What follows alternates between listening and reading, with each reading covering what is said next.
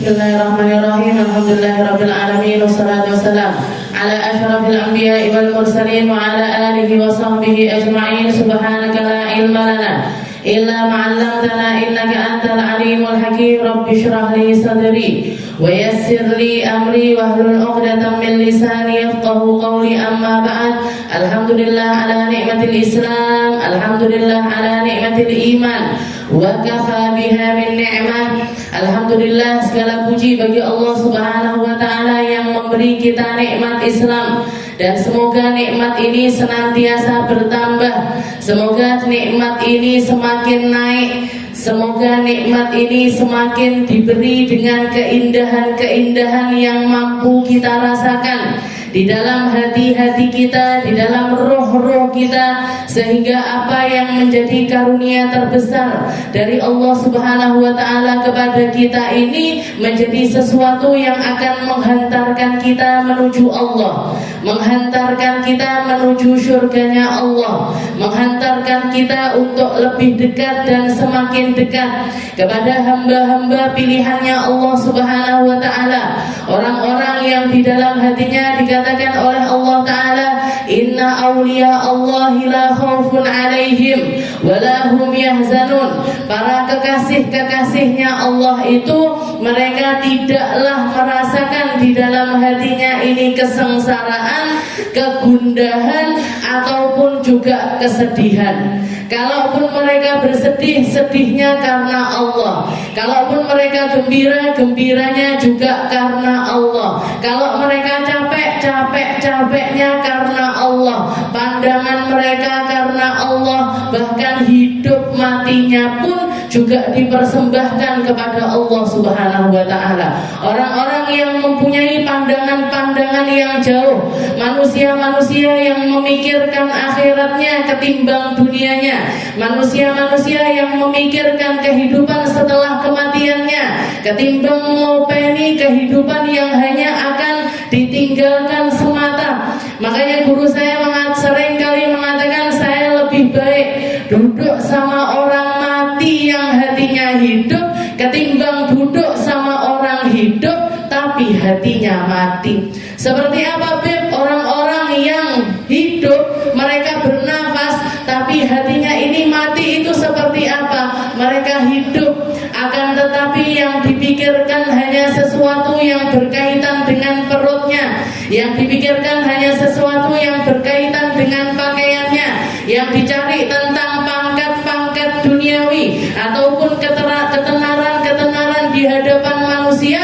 Maka sesungguhnya mereka sudah mati sebelum jasadnya mati. Rohnya sudah mati sebelum mereka masuk ke dalam liang lahatnya Allah Subhanahu wa ta'ala. Mungkin hati kita dihidupkan, mungkin hati kita dikasih cahayanya, mungkin hati kita diterangkan, mungkin hati kita ini selalu digembirakan dengan kegembiraan karena Allah Subhanahu wa ta'ala. Seperti apa kegembiraan karena Allah? Seperti duduknya kita di tempat ini, seperti kumpul-kumpulnya kita yang seperti ini, seperti kalau jenengan pergi ziarah, seperti kalau jenengan datang hadir kajian-kajian atau duduk di hadapan para ulama-ulamanya Allah. Ada sesuatu yang terjadi di dalam hati kita, ada sesuatu yang terjadi pada roh kita, entah kita merasa ataupun tidak, entah kita sadar ataupun tidak, entah kita mengerti ataupun tidak. Ada sesuatu yang terjadi di dalam hati kita yang akan menaikkan derajat-derajat kita, yang akan menghapuskan dosa-dosa kita, yang akan nambahi ketenangan-ketenangan di dalam kehidupan kita, karena kita jadi tahu tentang hakikat kehidupan. Kita jadi tahu kalau dunia ini hanya perantara, hanyalah jembatan menuju kepada Allah Subhanahu wa ta'ala. Sehingga orang-orang yang sadar dengan rohnya, orang-orang yang mengerti tentang hakikat dunia ini, mereka akan menjadikan semua karunia-Nya Allah Ta'ala menjadi jembatan menuju Allah Subhanahu wa Ta'ala. Kerjaannya untuk Allah, hartanya untuk Allah, ilmunya untuk Allah, pulang perginya untuk Allah, kendaraannya untuk Allah, beli ini beli itu, semuanya hanya dipersembahkan kepada Allah Subhanahu wa Ta'ala. Tidak masuk yang namanya nafsu duniawi, tidak masuk yang namanya kesenangan-kesenangan diri yang dipikirkan Allah senang tidak ya saya gini, Allah Ta'ala senang tidak ya saya begini, Nabi Muhammad bangga tidak ya dengan saya yang semacam ini. Itu yang mereka pikirkan. Kenapa? Karena hanya itu yang akan menjadi penyelamat mereka di sisi Allah Subhanahu wa Ta'ala. Kita lanjutkan pembahasan kita di dalam kitab Uqudul Lijan ila an qala al-muallif rahimahullahu ta'ala wa nafa'ana bihi wa bi'ulumi fid darain al-fasl ar-rabi' fi hurmati nadhari ar-rajul ila an-nisa'il ajnabiyyat wa aqsu. Kita sampai kepada pasal yang terakhir, ya. Ini adalah bab yang terakhir, tapi saya tidak janji ini akan jadi pertemuan yang terakhir, karena dihitung-hitung saya ada 5 lembar, masih kurang 5 lembar. Ya, ini pasal terakhir, tapi ini bab yang terakhir dibahas di dalam kitab Uqudul Lijan ini. Mugi-mugi sebelum ulang tahunnya kita yang ke-6 hatam. Ya, kapan ulang tahunnya? Mugi-mugi selesai. Jadi nanti kita milad sekalian dengan hataman kitab, sekalian dengan hataman kitab Uqudul Lijan. Al-Faslur Rabi', pasal yang keempat, di dalam keharaman melihatnya laki-laki kepada perempuan yang bukan mahram, ataupun melihatnya perempuan kepada laki-laki yang bukan mahram. Jadi sama, laki-laki nggak boleh melihat perempuan, perempuan nggak boleh melihat laki-laki.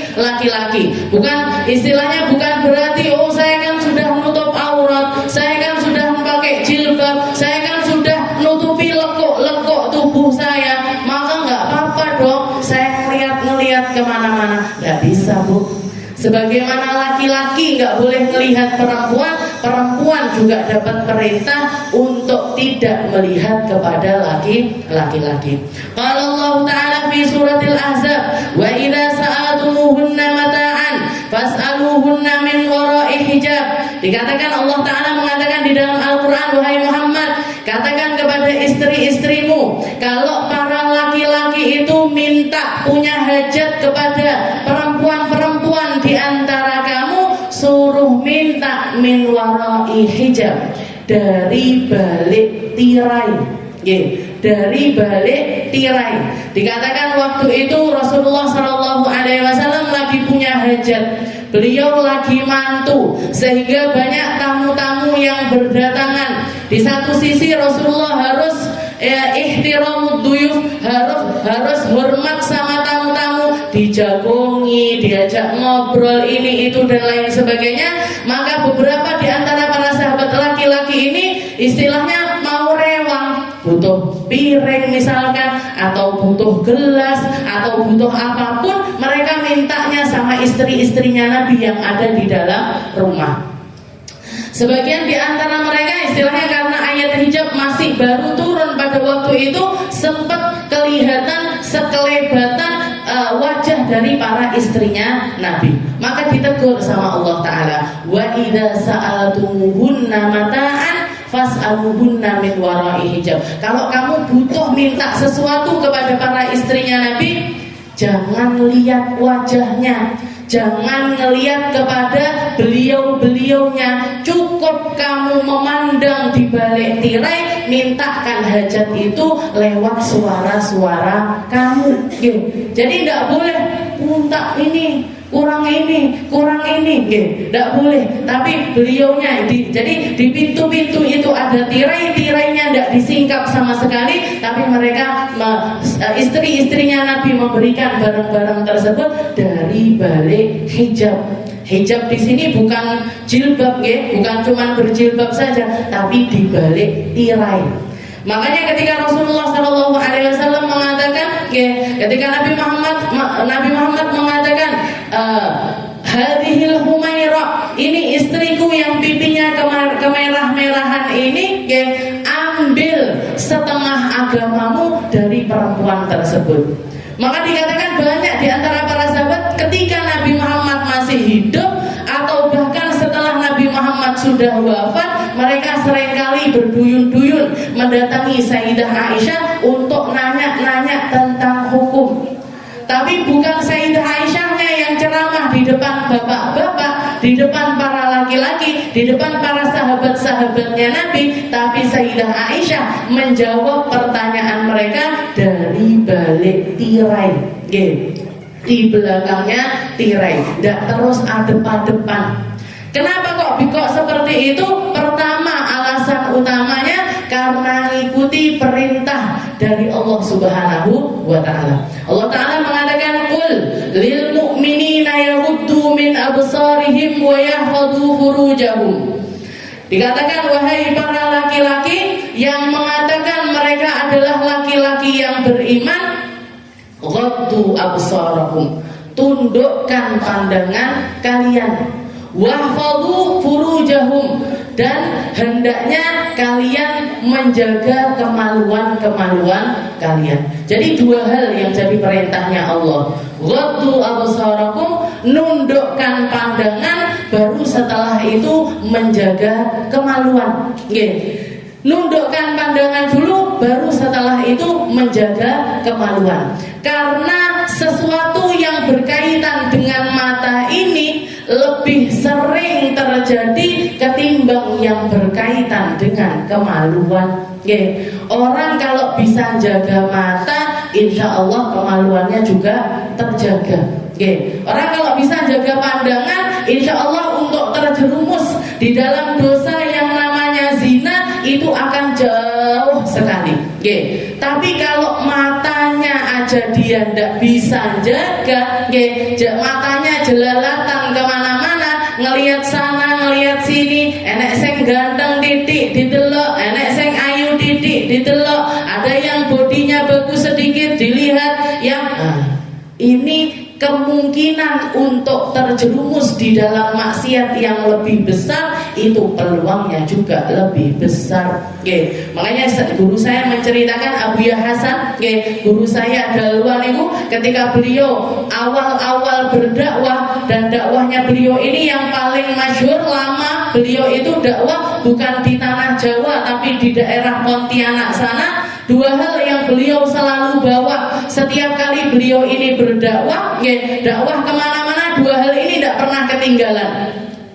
Yang pertama yang beliau bawa adalah mikrofon, zaman dulu, jadi mikrofon atau nih namanya apa, pengeras suara ini belum seperti sekarang ini maraknya, maka beliau punya mikrofon sendiri, itu setiap pergi kemana-mana dibawa sama beliau untuk mengenakkan orang yang punya hajat.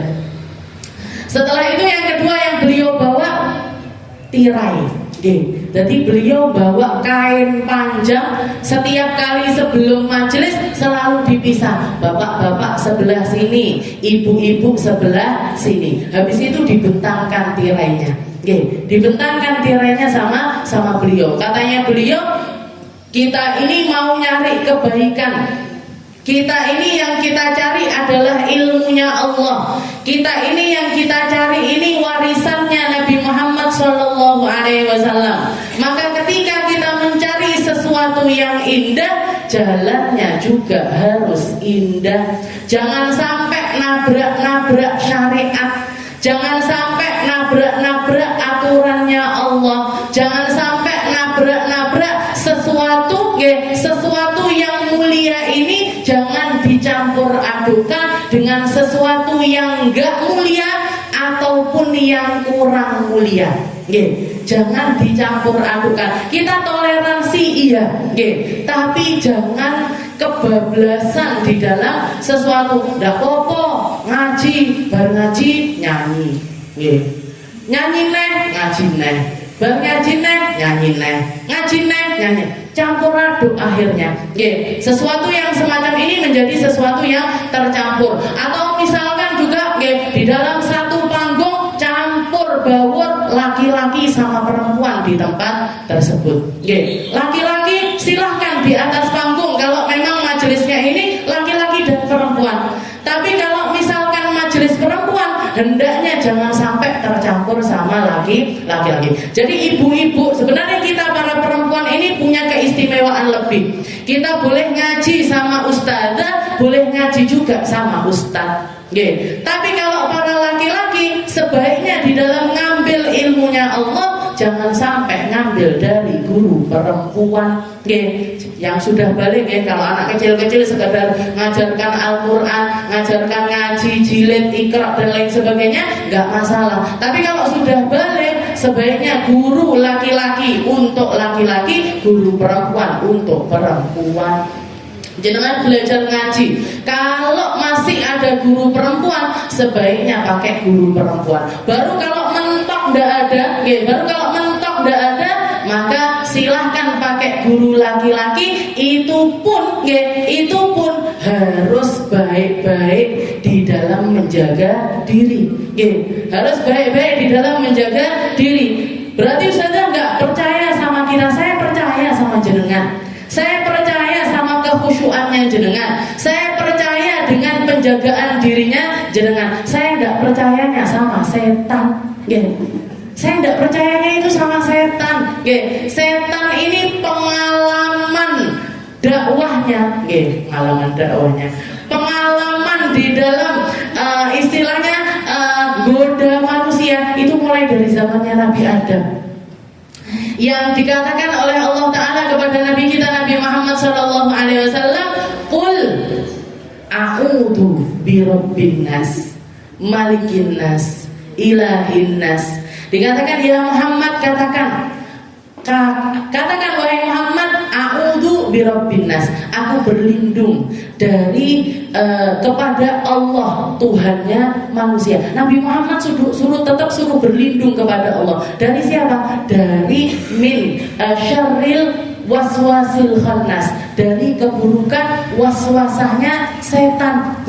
Dari keburukan waswasahnya setan. Nabi Muhammad disuruh sama Allah Ta'ala untuk menjaga diri dari godaannya setan. Apa neh awake dhewe.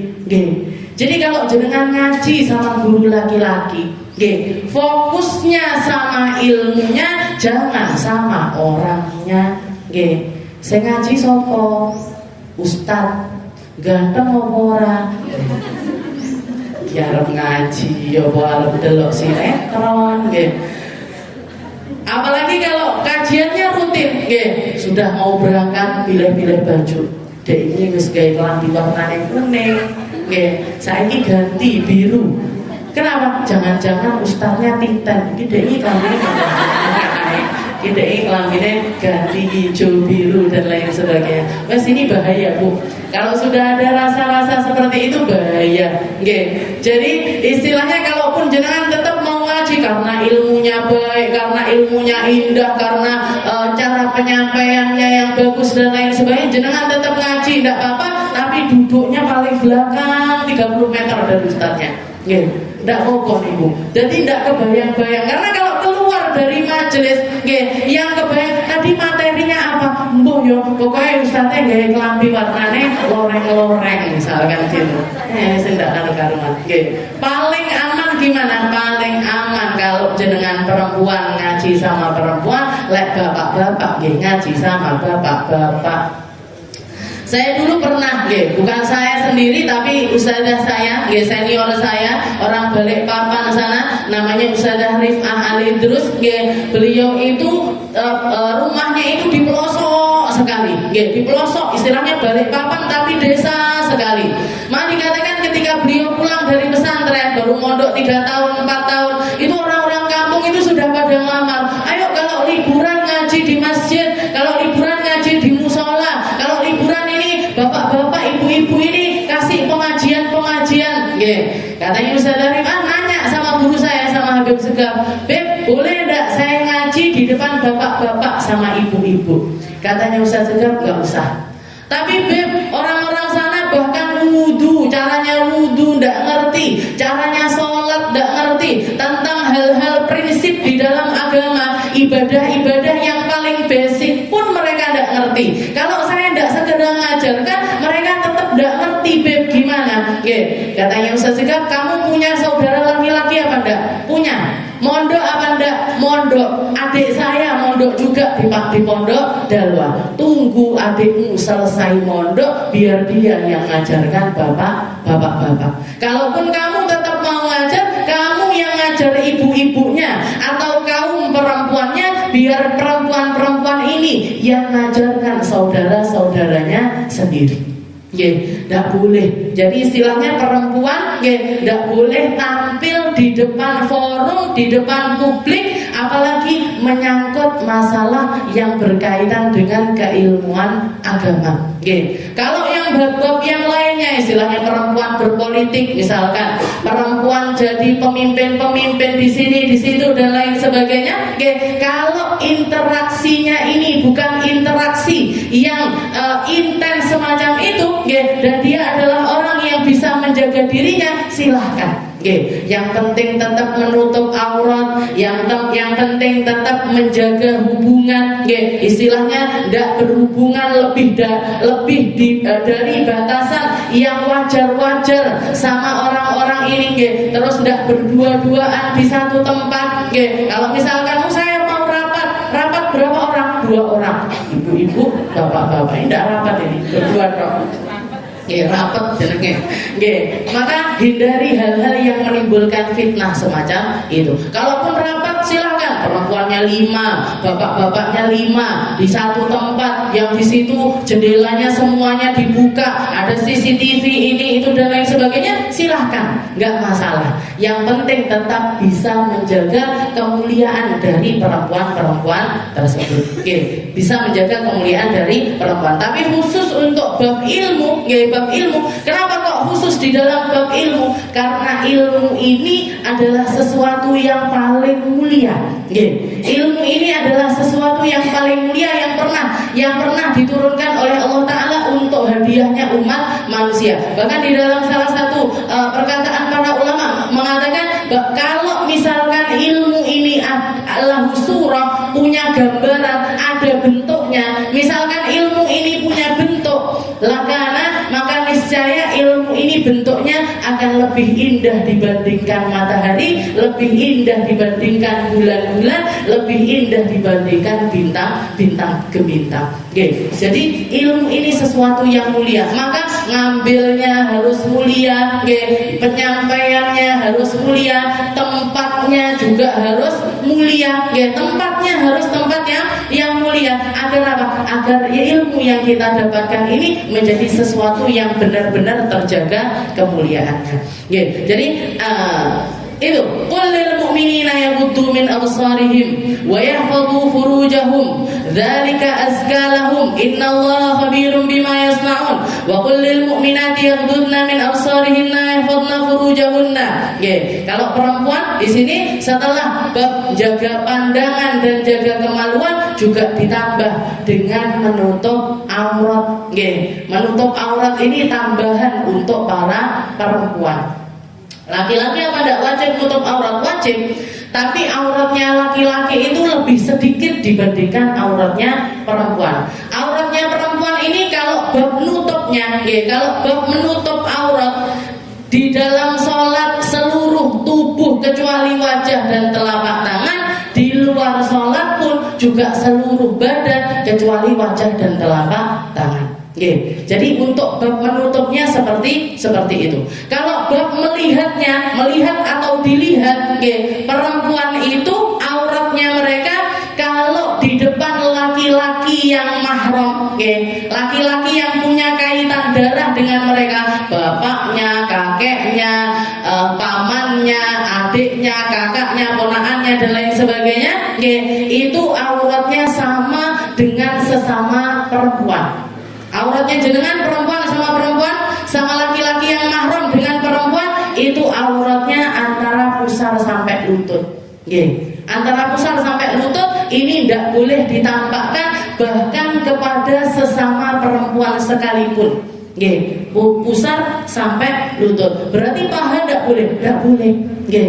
Jenengan yang hobi mandi sama anak perempuannya bareng berdua di kamar mandi, lek anaknya sudah umur 9 tahun, 10 tahun, tidak boleh, Bu. Nggih. Kalau masih bayi silakan jenengan adus bareng, jebur-jebur bareng, nggih. Telanjang bulat sekalipun tidak masalah, tidak ngerti dia. Walaupun itu pun tidak baik. Nggih, walaupun yang seperti itu pun adalah sesuatu yang kurang baik. Tapi kalau mereka sudah mulai ngerti, nggih, maka auratnya perempuan di depan perempuan atau di hadapan laki-laki yang mahram, yang mahram sama mereka itu antara pusar sampai lutut. Lek wayahe pijet Ustazah, pijet yang antara pusar sampai lutut juga harus ketutup. Nggih, jangan pakai celana pendek, opo disarungi, nggih, pakai sarung atau pakai celana pendek. Gimana sekiranya biar paha ini ndak kelihatan. Nggih. Itu antara perempuan sama perempuan dan perempuan dengan laki-laki yang mahram. Yang nggak mahram, ya tadi seluruh tubuh kecuali wajah sama tangan. Kalau mau nambah nutupi wajah ataupun telapak tangannya juga ditutupi dan lain sebagainya, itu sebagian ulama mengatakan wajib, sebagian lagi mengatakan sunnah. Ada yang bilang sunnah, ada yang bilang wajib, terserah mau ngambil yang mana. Setelah itu auratnya perempuan dengan perempuan, ahlul fusuk, perempuan dengan perempuan yang kita tahu kalau kita ngumbar aurat kita di hadapannya, dia akan cerita kemana-mana, cerita kemana-mana. Atau sama perempuan non muslim, ini auratnya mayudi endal mihnah, sebatas yang biasanya terbuka kalau kita itu lagi kerja. Jangan kalau lagi masak, bisa enggak masak pakai kerudung? Bisa apa enggak? Bisa apa enggak? Bisa. Jangan jilbaban enggak harus sampai sikil, Bu. Jilbaban yang simpel pakai napa? Pakai bergo yang kecil seperti itu tetap bisa beraktivitas. Bahkan atlet niku atlet voli, atlet napa? Ya banyak kan yang berjilbab, banyak kan yang berjilbab di antara mereka pakai yang gimana? Pakai bergo kecil, pakai bergo kecil, tangannya mungkin disingkap sampai sekian, kakinya mungkin disingkap sampai ke lutut, itu sudah aktivitas seperti apapun dia masih tetap bisa. Rambut ini aurat di depan perempuan yang mulutnya ember. Jangan tahu mulutnya ember. Jangan cerita, ngomong saya lagi masak. Saya lagi punya pisang di rumah. Dia cerita ke orang, "Monggo duwe gedang." Gedang ini dikai iki enak. Cerita lagi, nyampe ke orang ke-10 jadinya kolak. Dari rumahnya jenengan pisang nyampe ke orang ke-10 jadinya kolak. Terus dicampuri ini dan lain sebagainya. Ini namanya perempuan yang gimana? Perempuan yang tidak bisa jaga lisan. Perempuan yang tidak bisa jaga lisan. Di hadapan perempuan yang semacam ini, kita harus ekstra menjaga diri. Baik itu fisik ataupun juga rahasia kita. Dohir batin kita di depan mereka harus ngambil jarak. Kenapa? Tidak aman orang ini.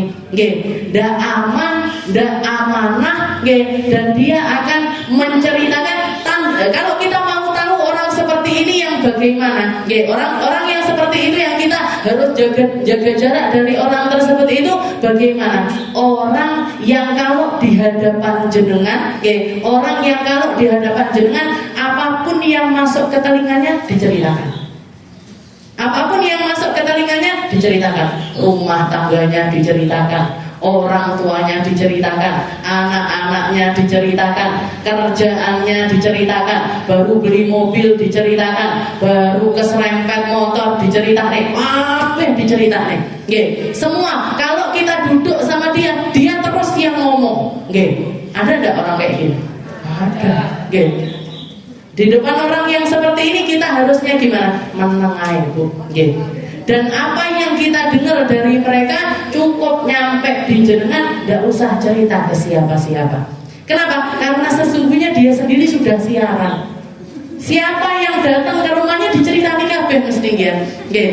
Nah, di depan orang-orang seperti ini jenengan harus ekstra menjaga diri, dohir batin. Secara dohir diatur sama syariat seperti apa? Nih wow.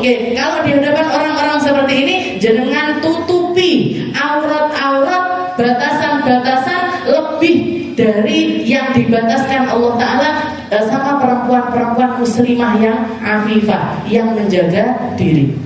Jangan buka jilbab di hadapan mereka, jangan tampakkan lekuk lubuh yang lebih, jangan istilahnya harus seperti itu. Kenapa? Karena yang sedikit aja yang dia lihat dan jangan ceritanya.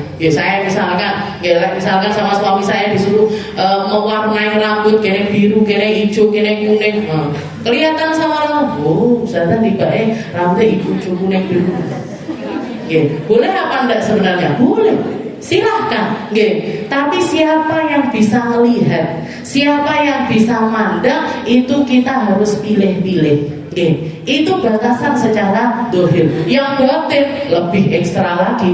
Jangan ceritakan rahasianya jenengan. Kalau jenengan cerita, itu resiko ditanggung sendiri. Lek ceritane jenengan niki wau, sing pertamanya pisang berubah jadi kolak, jangan salahkan. Kita sendiri berarti yang buka di hadapan mereka. Makanya Nabi Muhammad SAW mengatakan Ista'inu ala injahi hawaijikum bil kitman. Kalau kamu kepengin hal-hal yang jadi nikmatnya Allah Ta'ala ini langgeng pada dirimu, sembunyikan.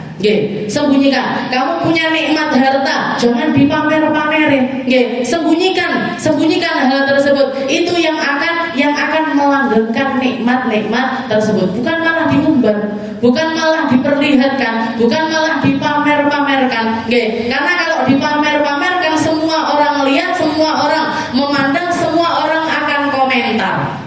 Semua orang akan komentar, semua orang akan ikut campur, semua orang akan, kenapa? Karena kita yang membukanya ke ranah publik. Makanya hal-hal yang kaitannya sama rumah tangga kita ataupun keadaan-keadaan yang ada di rumah tidak perlu di-share, tidak perlu. Hari ini makan ini cekrek, hari ini minum di sini cekrek. Kalau promosi misalnya, kalau kita punya kerjaan butuhnya sama promosi, nah itu lain lagi, itu lain lagi. Jadi jangan punya pekerjaan, jangan punya istilahnya sesuatu yang memang harus kita share ke publik. Kayak saya misalkan kemarin punya hajat 3 hari untuk punya safari dakwah, datangkan ustazah dari Jakarta. Inilah saya diam-diam, dia tidak akan sukses gitu. Ibu-ibu akan ada acara tablik akbar, tapi diam-diam udah. Jangan cerita siapa-siapa. Terus sopo sing arep teko, siapa yang mau dengerin, siapa yang mau datang. Saya bikin acara di bioskop, Bu, saya jualan ini, tiketnya 100.000, tapi diam-diam. Saya piye dong? Mau bikin hajat besar tapi disembunyikan. Nah ini kalau ranahnya bukan tentang kita, bukan tentang kita, tapi tentang kerjaan kita, tentang tentang hajat-hajat besar kita yang melibatkan orang banyak. Silahkan jenengan share. Silahkan jenengan share. Biar apa? Itu untuk ngasih tahu kepada orang-orang tentang perkara tersebut. Tapi kenikmatan yang sifatnya itu pribadi untuk diri kita tidak perlu jenengan share. Iki lo bojoku ganteng toh, iki lo anakku sukses lo, ini nggak usah, Bu. Nggak perlu. Makanya saya lebih seneng ngelihat statusnya orang jualan ketimbang statusnya orang yang semacam itu. Minuman dicekrek, makanan dicekrek, cemilan dicekrek, semuanya di-share. Ini, Bu, yang semacam ini, yang orang-orang yang semacam ini, orang-orang yang melakukan hal-hal semacam itu tidak lama. Istilahnya nikmatnya yang semacam itu tidak akan bertahan lama. Tidak akan bertahan lama. Kenapa? Karena dia sendiri yang menghancurkan nikmatnya. Jangan pernah dengar yang namanya penyakit ain. penyakit karena pandangannya orang, penyakit karena istilahnya hasutannya orang. Nah, ini kalau misalkan kita ndak memperlihatkan kepada orang banyak, kan lebih sedikit orang yang mandang.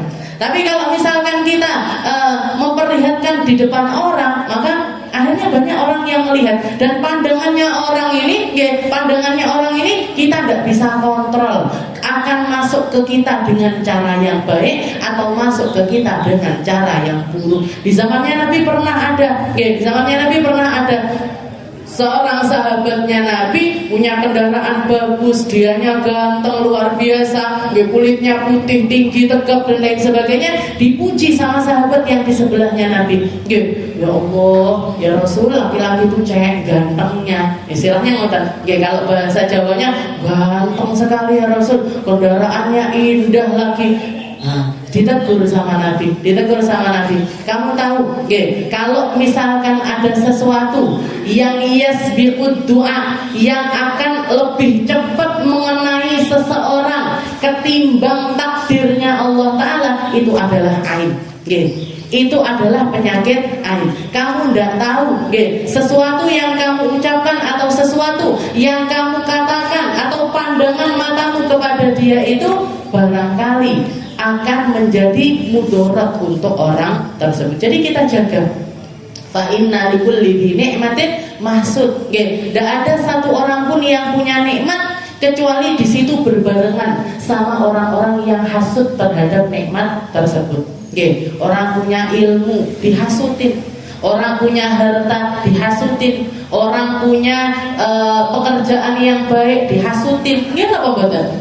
Seperti itu. Bahkan nggak menutup kemungkinan yang hasud ini bahkan orang-orang terdekat kita, orang yang nggak seneng sama nikmat itu, orang-orang yang paling dekat dengan kita, hasud sama hal tersebut. Kenapa? Karena memang itu tadi gandengannya. Fa inna likulli ni'matin mahsud. Semua nikmat, kalau ada orang punya kenikmatan, di situ bareng sama orang yang tidak senang. Nggak mungkin ada orang istilahnya bakalan disenangi apapun yang dia lakukan, itu sesuatu yang mustahil. Makanya nggak perlu ngejar ridhonya orang, nggak perlu kita itu menjadi penyenang bagi semua orang, nggak perlu kita jadi pemuas semua orang, nggak perlu kita itu ngambil peran untuk menyelesaikan masalahnya semua orang. Nggak perlu. Yang penting adalah pandangannya Allah. Yang penting adalah kita nimbang-nimbang. Hal ini bikin saya lebih dekat sama Allah Ta'ala apa enggak? Yang ini bikin saya lebih istiqomah di jalannya Allah Ta'ala apa tidak? Tidak perlu diambil pusing. Saya pernah ditanya sama orang, pernah ada orang bilang lah istilahnya, menyangkut sama jenengan, tapi jangan baper, Bu. Jadi ada orang bilang gini, itu loh, ibu yang biasa hadir di majelismu itu, ini gini. Orangnya, jadi aibnya dikasih tahu kepada saya. Saya jawab, kebetulan bibi saya sendiri, jenengan tahu, semua ibu-ibu yang duduk di depan saya itu semua punya masalah. Tahu betul? Lek kabeh curhat sama saya. Misalkan jenengan semuanya curhat sama saya, yang pusing saya sama berapa jenengan? Saya yang pusing Jenengan semuanya punya masalah, entah sama suaminya, entah masalah ekonomi, entah masalah anaknya, entah sama orang tuanya, entah sama tetangganya, entah sama temennya, semuanya punya masalah. Lah kalau semuanya curhat sama saya yang pusing. Mereka bakalan bisa nimbang-nimbang. Kalau memang butuh untuk curhat, kalau memang butuh untuk sharing, kalau memang nyari jalan keluar, mereka akan datang. Gak perlu saya yang datangin mereka. Terus duduk-duduk, Bu, jangan punya masalah apa? Bu, jangan punya masalah apa? Bayangkan, ini kalau di sini saya nggak begitu. Bayangkan yang di tablik akbar kemarin. Terus habis pengajian datang ke saya, semuanya antri mau curhat, pusing saya. Saya jawab seperti itu, langsung mingkem. Iya semuanya punya masalah. Kok orang-orang, saya sendiri loh penuh sama masalah. Masalah dengan diri saya sendiri, masalah sama pekerjaan dan lain sebagainya. Semua orang punya masalah, semua orang punya ujiannya masing-masing. Tapi ketika kita nyari, istilahnya kita ini mencari duduk, jangan duduk di sini berarti jangan pengen nyari solusi ala Allah. Pengen nyari solusi yang ditawarkan sama Rasulullah, pengen nyari solusi yang ditawarkan oleh para ulama-ulama kita. Bahkan mungkin jenengan nggak perlu nanya, sudah dapat jawabannya. Lewat apa? Lewat Al-Quran, lewat kitab-kitabnya ulama, lewat perkataan-perkataannya orang-orang soleh. Akan jadi jalan keluar, akan jadi pemudar kerumitan, akan jadi pelepas dari kepenatan. Kalau jenengan nggak punya masalah, mungkin duduk di sini, yo pengen liguh-liguh lah istilahnya, sama nyari teman-teman yang sesama di jalannya Allah. Seperti itu. Jadi waqala Rasulullah sallallahu alaihi wasallam kullil mu'minati yaghdudna min absarihinna wa yahfazna furujahunna. Perempuan pun diperintahkan untuk menundukkan pandangan. Nundukkan pandangan. Yang poin utamanya kepada laki-laki yang bukan mahram, poin utamanya kepada laki-laki yang bukan mahram, poin secara umumnya terhadap apapun yang kita masukkan ke mata kita. Para ulama mengatakan al-ainu wal udhunu manfadul qalb. Mata sama telinga ini jendelanya hati. Jendelanya hati. Jenengan gak akan bisa kontrol sesuatu yang masuk ke dalam hati kalau pandangan sama pendengaran juga tidak dikontrol. Kalau semuanya dilihat, semuanya didengar, jenengan akan lebih sulit untuk mengkontrol sesuatu yang berkaitan dengan hati. Sesuatu yang berkaitan dengan hati. Dan apalagi kita ini di zaman digital, kabeh tidak perlu keluar rumah, semuanya kelihatan di sini. Kita pengen tahu tentang tetangga kita, lihat aja statusnya, lihat aja Instagramnya, lihat aja Facebooknya, lihat aja TikToknya. Bahkan saya banyak ketemu orang mau nyari mantu atau mau laki-lakinya sendiri pengen nyari pasangan, itu melihatnya di Instagramnya. Oh, orangnya lagi di sini, orangnya lagi di sini dan lain sebagainya. Jadi yang seperti tambah lagi nggak terkontrol apa yang masuk ke dalam hati kita. Jadi kalau pengen tahu rasanya, ketika kita melaksanakan sholat, ketika kita berusaha untuk khusyuk di dalam sholat, yang terjadi di dalam pikiran serta hati kita adalah apa yang sebelumnya kita lihat dan kita dengar. Jangan kalau habis kajian ini, pulang dari pengajian, kan hampir zuhur nih, setengah 11 kurang 1 jam lagi, kurang 1 jam lagi zuhur. Jenengan habis pulang ngaji, mampirnya ke toko roti, ke toko bakso, ke toko ini, ke toko itu dan lain sebagainya. Baru setelah itu sholat, mampir musola, mampir masjid untuk sholat. Kira-kira yang di dalam sholat yang dipikirnya apa?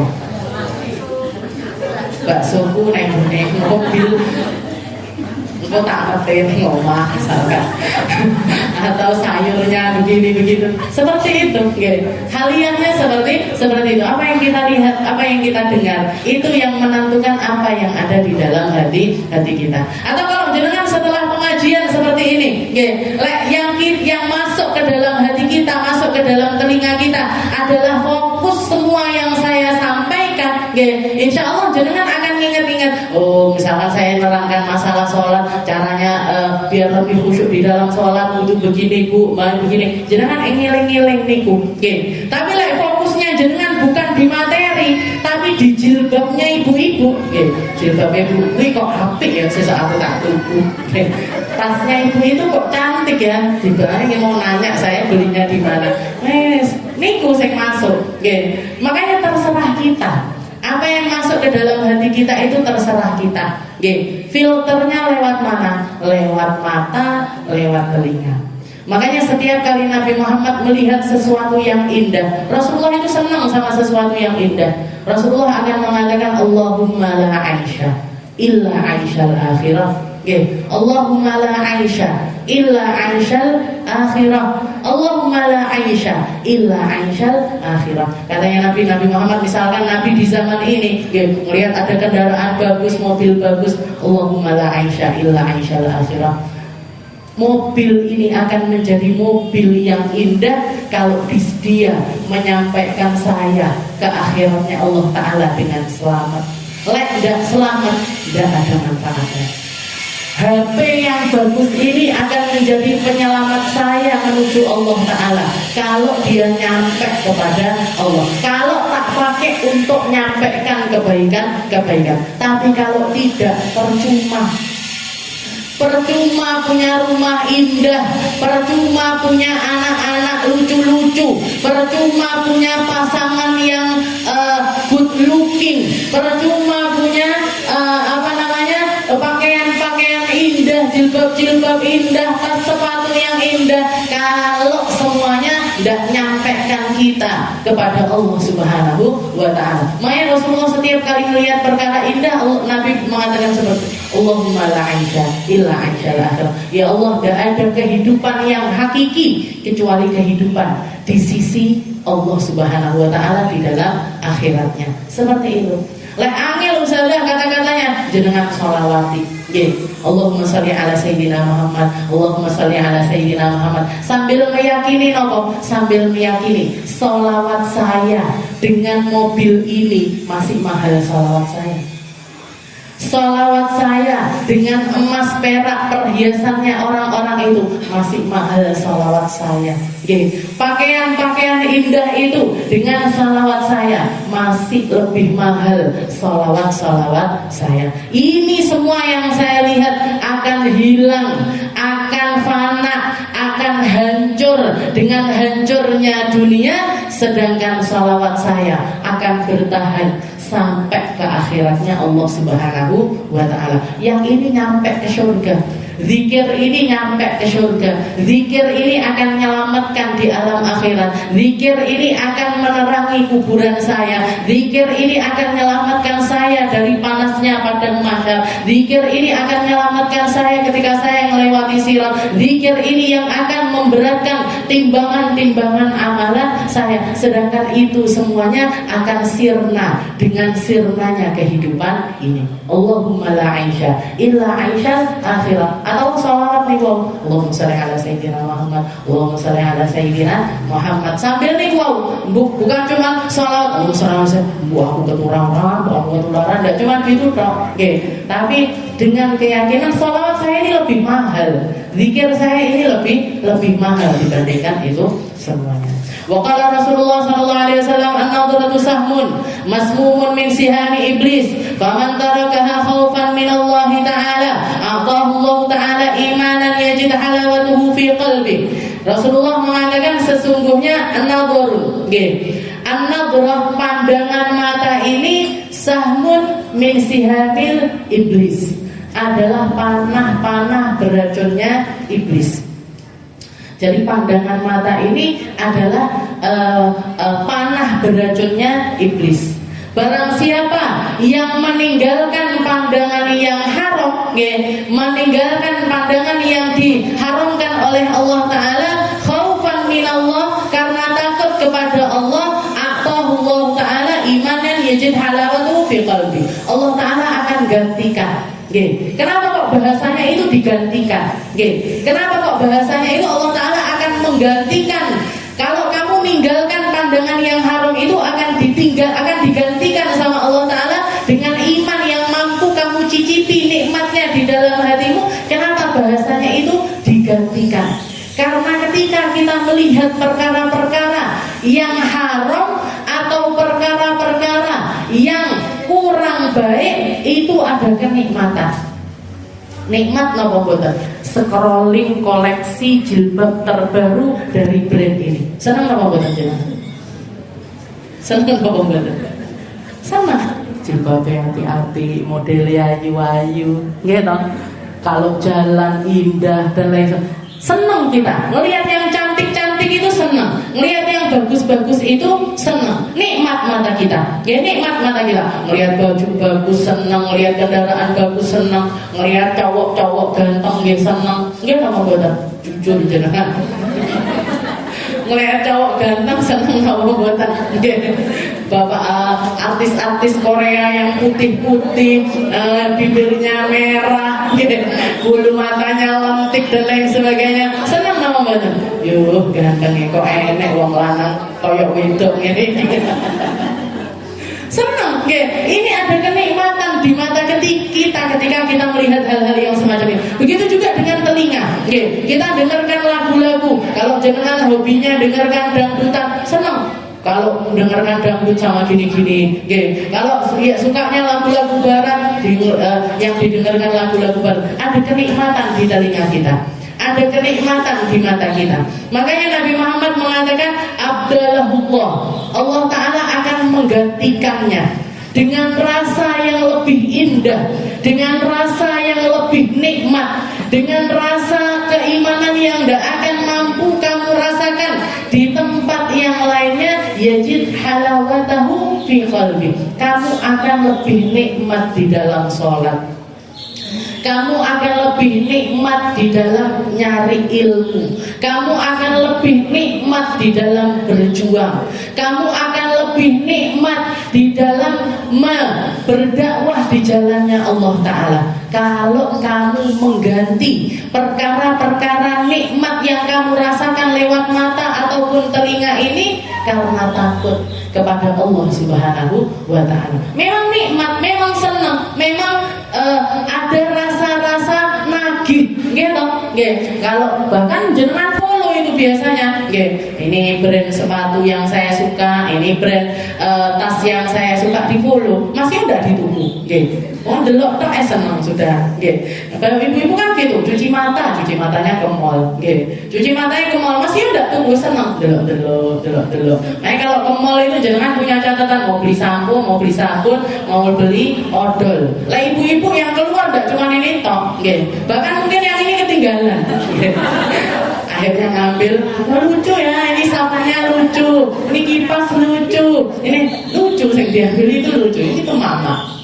Seperti itu. Like bapak-bapak mboten. Saya dari kecil itu diajari. Begitu mondok sama abah saya dipaserai, ada uang saku bulanan 300.000 saya sebulan sama berdua sama Kak Nisma dulu ketika di pesantren. Niku setiap kali belanja mau pulang pesantren itu sama abah saya suruh nulis. Butuh apa? Sampo, sabun, ini, itu, ini. Setelah itu belanja dibawa catatannya. Sudah dicoret. Lek mboten belambiar kemana-mana. Kalau ndak enak yang dibeli, maunya beli apa, jadinya beli apa. Nah, itu ibu-ibu biasanya. Gitu.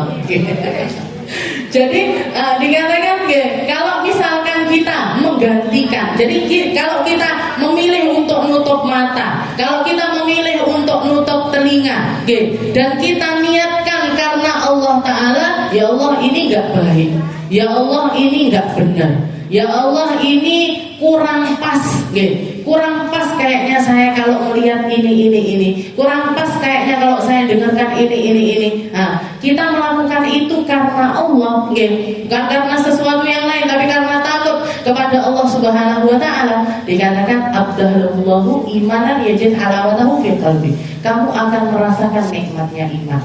Kamu akan merasakan nikmatnya beribadah. Kamu akan merasakan itu di dalam hatimu.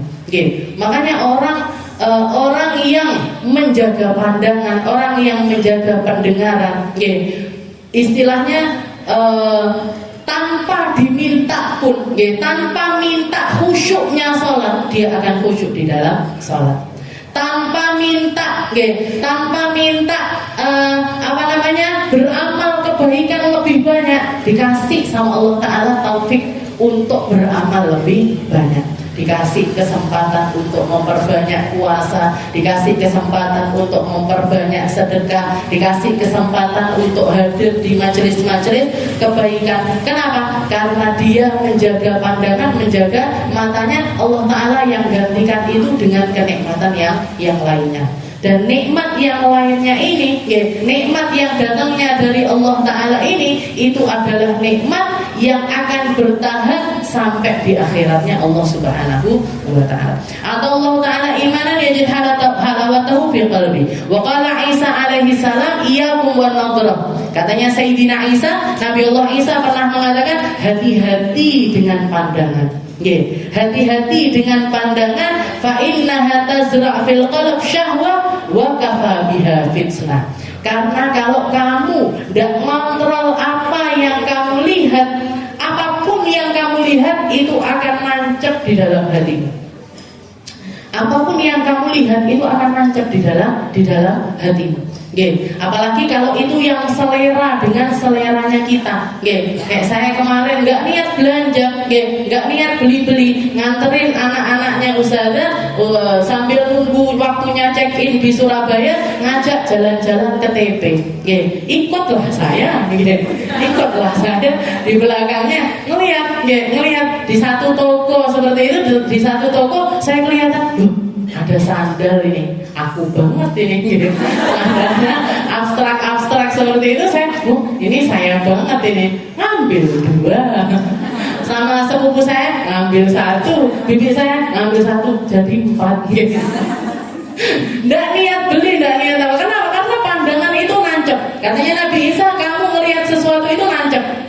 Kalau kamu istilahnya apapun ya, yang kamu lihat apalagi yang selera kamu itu bakalan nancep di dalam hati. Fil qalb syahwah. Dan kalau sudah nancep, akhirnya menginginkan hal tersebut.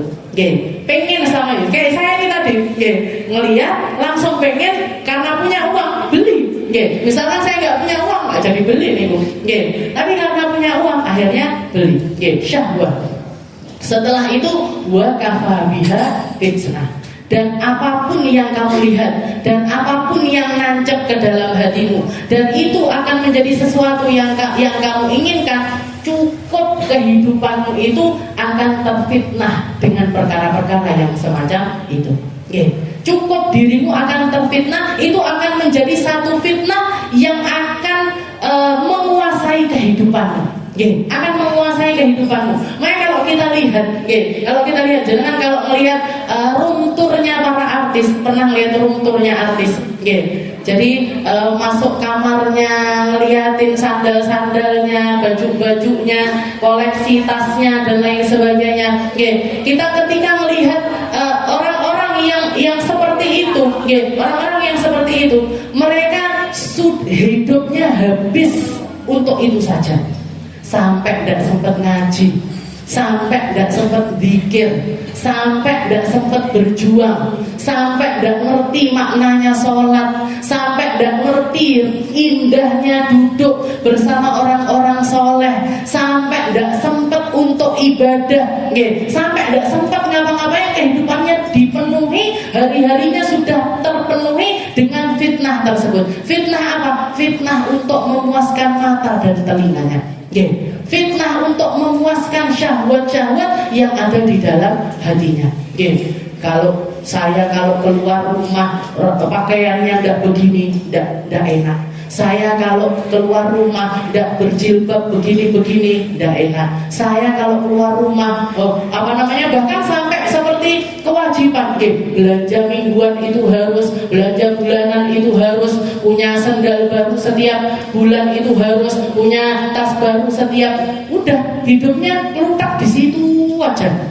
Dan itu jadi fitnah yang akan menghabiskan seluruh masanya sampai tidak sempat nyari jalan menuju Allah Subhanahu wa taala. Naudzubillah min dzalik. Naudzubillah min dzalik. Jangan sampai istilahnya berarti apa enggak boleh belanja-belanja? Boleh. Boleh. Jangan mau belanja, jangan mau beli baju, jangan mau beli tas, jangan mau beli apapun. Yang penting satu, pesan saya, ojo ngutang, Yang penting satu, ini prioritasnya nih Bu, jangan ngutang, jangan ngeredit. Kalau jenengan mau beli sesuatu, usahakan langsung cash, nggak usah maksakan. Tapi aku pun ndak podo karo kancaku, saya nanti ndak sama teman saya, jangan. Jadi usahakan untuk niku, karena ini mudorotnya secara langsung. Jangan kalau terbiasa kredit sekali, 2 kali, terus niku, terus itu bakalan terus-terusan. Nah, yang kedua apa? Yang kedua jangan berlebihan. Ya, jangan berlebihan. Yang penting cukup. Ya. Kalau para ulama kita mengajarkan gimana caranya biar hati ini terjaga. Minimal kalau kita beli baju baru, baju lama kita keluarkan, kita sedekahkan. Kalau kita beli sandal baru, sandal lama kita keluarkan. Kalau kita beli tas baru, tas lama kita keluarkan. Jadi dikasih patokan. Ya. Pokoknya lemari ini tidak oleh nambah lemari nih. Ya, jangan punya satu lemari besok jilbab, baju, tas dan lain sebagainya. Ini satu lemari ini tidak boleh lebih. Yang satu lemari ini hisapnya sembuh tidak karu-karuan. Kalau mau nambah lemari lagi berarti nambahi hisap kita. Nambahi pertanyaannya atau pertanggungjawaban kita di hadapan Allah Subhanahu wa Ta'ala. Kalau mau pakai konsepnya Sayyidah Fatimah itu seumur hidupnya nggak pernah punya baju lebih dari 3 lembar. Jadi 1 baju yang beliau pakai keluar rumah, 2 baju yang beliau pakai di dalam rumah. Jadi 2 baju. Misalnya kalau kita dasternya kayak luru, baju keluarnya cuma 1. Isin beliau boten, bahkan menjadi perempuan yang namanya sampai sekarang digaung-gaungkan, jadi teladan banyak orang. Kalau jenengan pengen ngelihat bajunya seperti apa di Temboro wonten. Yang pernah pergi ke Temboro sama saya atau pernah ziarah di artefaknya Temboro, ada itu bajunya Sayyidah Fatimah besar sekali. Bukan badannya Sayyidah Fatimah besar, boten. Badannya beliau kecil, tapi saking pengennya beliau itu tertutup seluruh badannya, beliau pakai baju itu istilahnya kalau ukurannya S gitu, beliau pakainya XXXL, X 3 kali L. Kalau kita kan milih S kegedean titik disakeng, kegedean titik disakeng. Nah itu kita. Sayyidah Fatimah betul. Ukurannya S, beliau pakainya XXXL. Ada di sana masih. Bahkan kalau jenengan datang sama saya, insya Allah diizinkan untuk megang. Diizinkan untuk megang bajunya Sayyidah Fatimah Zahra. Mungkin selamat kabeh. Mungkin bisa menjadi hamba-hamba yang mensyukuri kebaikan ini dan melakukan yang terbaik dengan kebaikan-kebaikan yang Allah Subhanahu wa Ta'ala titipkan kepada kita. Mungkin dijaga pandangan kita, mungkin dijaga pikiran kita, mungkin dijaga hati-hati kita, mungkin dijaga kehidupan kita dari setiap bala dan juga fitnah-fitnah duniawi. Dan semoga kita semuanya jadi hamba-hamba yang semakin naik di sisi Allah Ta'ala. Derajat kita, pangkat kita, keindahan akhlak kita, kekhusyuan salat kita, amaliyah kita semakin bertambah dan semakin bertambah. Dan semoga Allah Subhanahu wa Ta'ala bantu kita untuk jaga mata dan telinga, sehingga Allah Ta'ala akan semakin banyak menggantikannya dengan rasa-rasa yang indah di dalam hati-hati kita. Ala hadhihi niyyah wa ala niyatin salihah wa ila hadratin Nabi Muhammad sallallahu alaihi wasallam bisirril Fatihah.